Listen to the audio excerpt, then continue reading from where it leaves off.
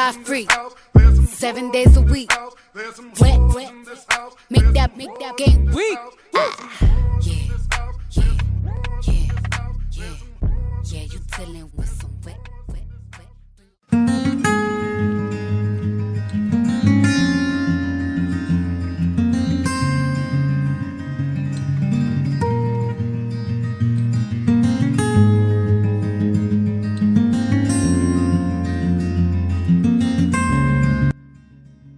Hey, welcome back to Brisket Brothers Barbecue. I bet you never thought you would hear a Cardi B song on a barbecue video.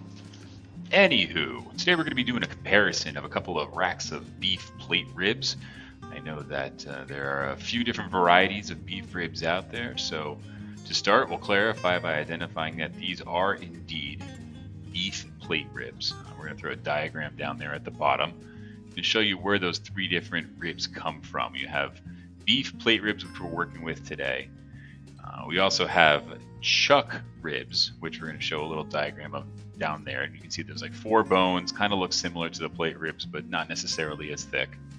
And then we have beef back ribs, a little picture over there. These most resemble the pork ribs you're used to working with. So those are the 3 kinds that are out there. Plate ribs, obviously the best choice because of how thick they are and how well marbled they are. And plus just how cool looking they are once you get them on the smoker. As we get our plate ribs prepped, we're going to get them patted dry. Once we get them patted dry, we're going to start taking a look at the fat cap on top. Now, in our last attempt at doing beef plate ribs, we actually removed most of that fat cap on top.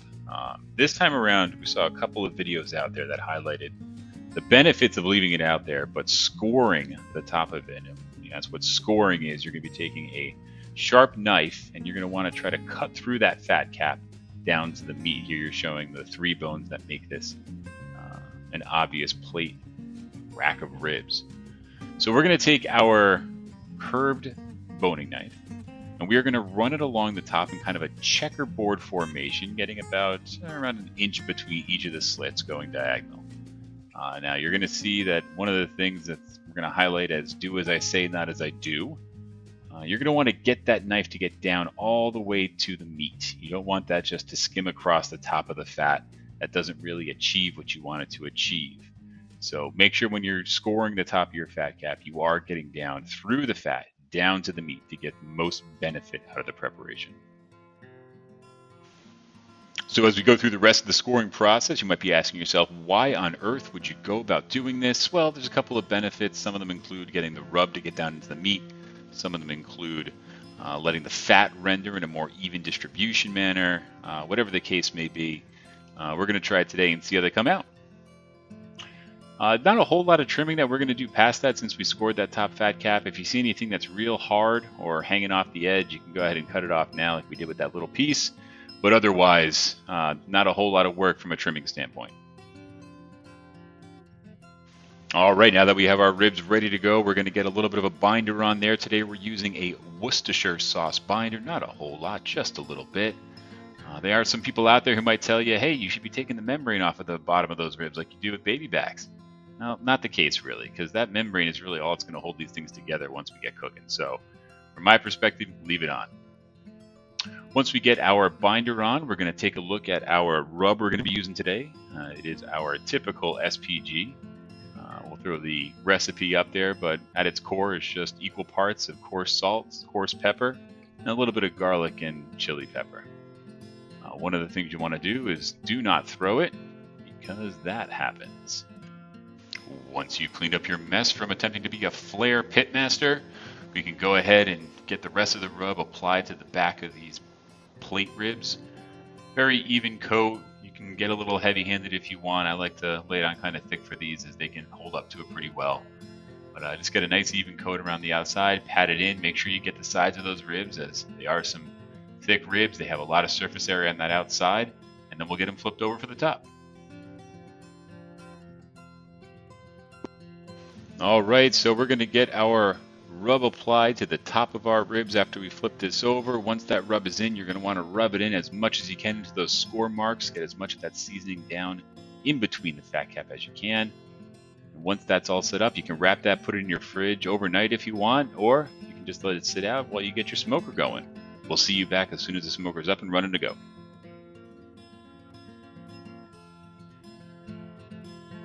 Our smoker is ready to go. We are running about 282 on the probe, about 255 on the lid. Wait for that smoke to clear up a little bit and we'll get our beef plate ribs on there. We'll throw some text instructions about our setup for today. The temp that you want to be going for is about 275 up to 300. We did a blend of hickory and pecan wood for today, but you can really do whatever you want. Play around with it, see what works best for you. We do have a 3/4 full water pan down there. I know that there are some questions about whether you should do that or not do that. But in this case, we are going to have our water pan down there, and we're going to try to maintain that 275 to 300 temp. We'll be back for our first check-in.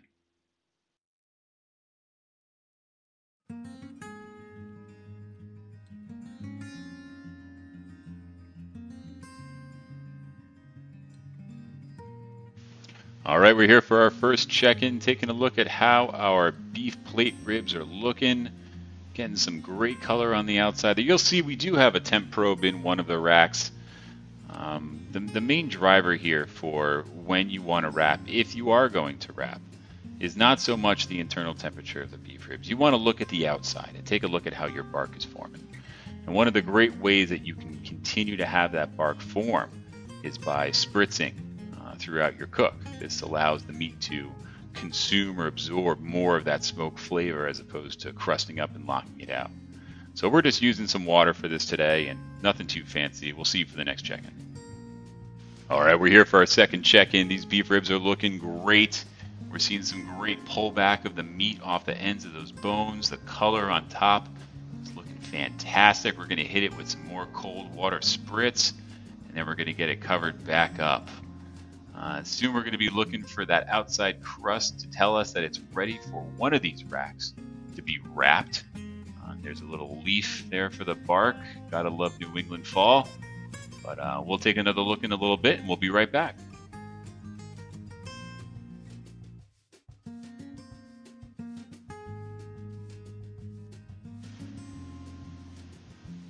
All right, we're back for our next check-in. We're thinking at this point we're almost there on the potential to wrap one of these racks before letting it get back onto the smoker. Taking a look at the outside, the formation of that bark, as you can see, those score marks are coming out a little bit here. That is developing on the outside. But just taking a look at this color and the pullback on the bones, this rack right back here, this one's ready to wrap. We're going to bring this over and we're going to show you how to wrap it up.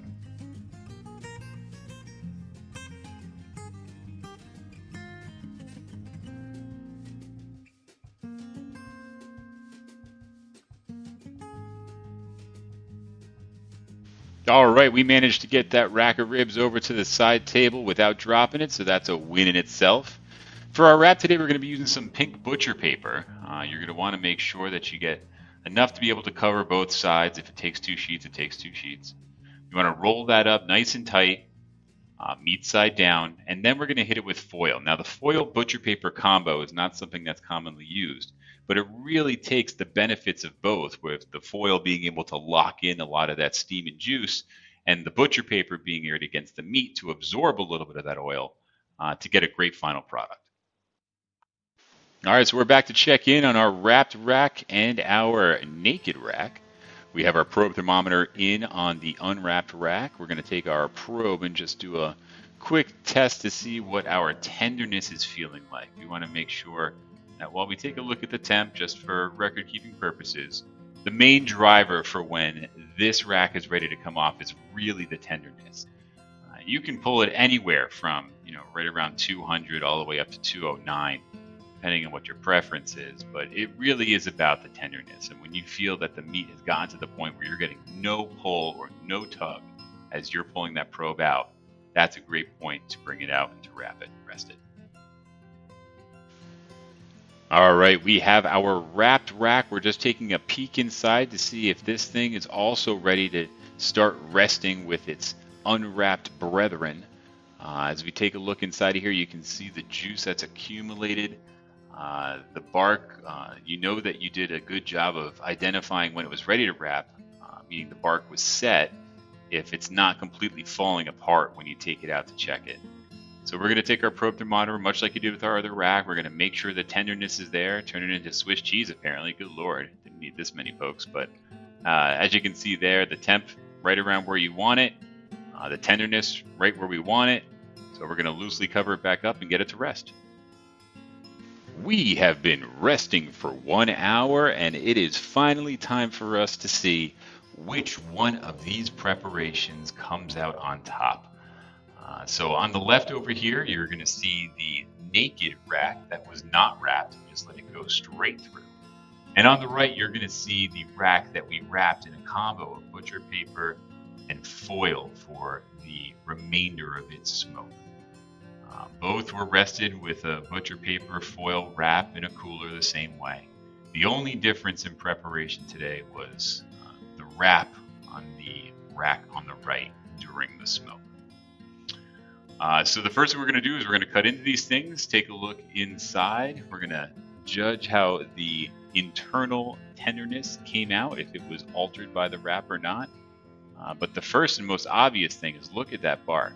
The bark on the left is clearly more developed and solid, darker, crustier, really more of what you're going for when it comes to these beef ribs.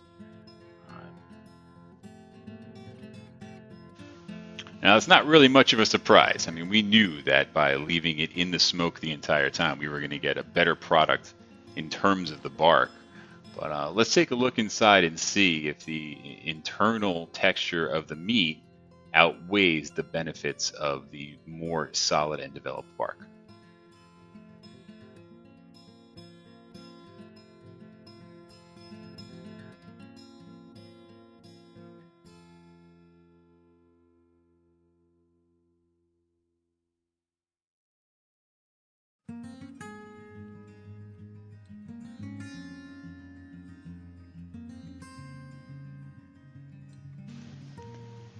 So as we're cutting in first, right off the bat, you can see very tender meat, cutting very easily.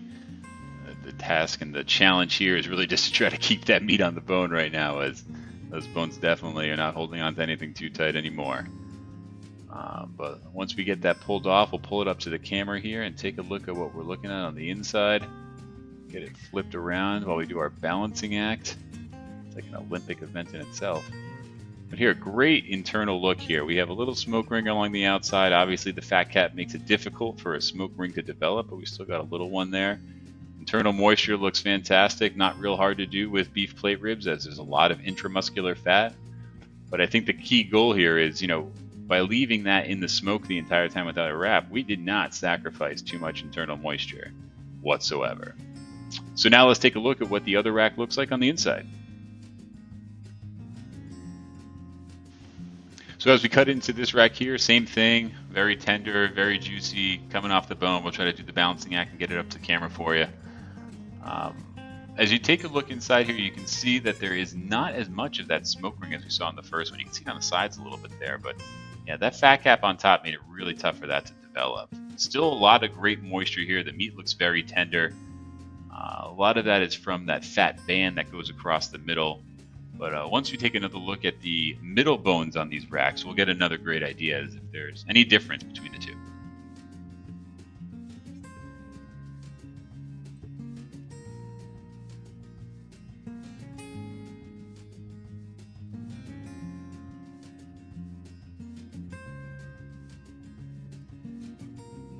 All right, as we cut into our unwrapped rack of beef ribs, you can see the juice kind of running over that bone on the outside there. So I think we debunked the fear of drying out the ribs by not wrapping them, at least for these beef plate ribs that have all of that fat distributed throughout the meat. Coming over here to the other side, we'll cut into our wrapped rack of ribs and take a quick look at that middle bone and see how we look.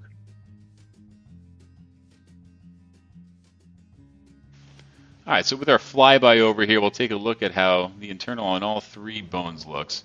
Side to side, as you can tell, obviously the bark more developed on the right-hand side for that unwrapped rack. Moisture looks fantastic on this rack right here, the one that was wrapped. Coming back over to the right side, more of a smoke ring here. I don't really see a whole lot of difference in terms of internal moisture or the internal tenderness of the meat. That seems pretty aligned between the two. So I would put this one up as a draw. I don't think there was any clear winner in terms of the internal texture of the meat. Now that we've established the look and the feel, it's time for the taste. So we'll be starting first with the unwrapped rack. I'm just going to go right at it. Try to take a huge bite out of the top. Yeah, we got all of the pieces there. So with the bark, with the meat, with that fat, with that juice, with everything, it was an incredible bite. Really like the bark and the peppery spice that's associated to it. Let's see how that compares to the one on the right, our unwrapped rack. Same thing, big bite, got it all. Gotta say, really think that the flavor profile on the unwrapped rack was better. But we're not the only judges. Let's see what the Brisket brothers have to say. All right, first we start with the littlest one with a quick thumbs up. Are you sure, buddy? You want to think about it for a sec? Savor it, for the love of God? All right, we'll take it. 2 thumbs up. Going on to the middle Brisket brother. Now, he likes to savor. He's thinking about it, letting it all sink in. And we get some thumbs up. Great job. And now the biggest Brisket brother. The most developed palate of the 3. Also the most critical, apparently. Oh, there we go. 2 thumbs up. All right, next up are the Brisket dogs, starting with Zoe. She catches her piece. We look for that tail wag. Does she like it? Yeah, she does. Thank you, Zoe. And last but not least, over to Artie. If he takes your fingers off, he liked it. Oh, yep. Took 2 fingers with that one. Thanks, Arts. Well, that's going to do it for our beef plate rib video. Hands down, our favorite being the unwrapped rack. We do hope that this video was helpful. We do look forward to seeing you soon, but until then, we'll leave you with the ending montage. Sugar brown and whiskey jack. Smoke is rolling.